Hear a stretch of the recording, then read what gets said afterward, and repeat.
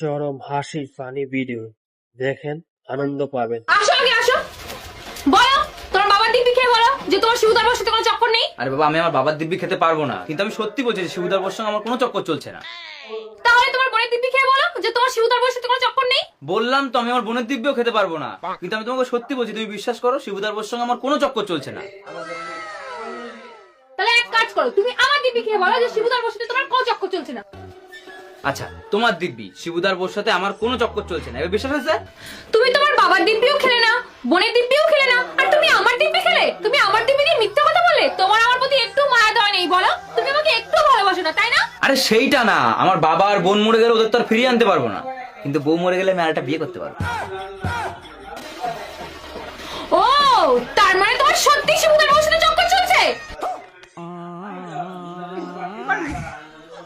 না, চলো।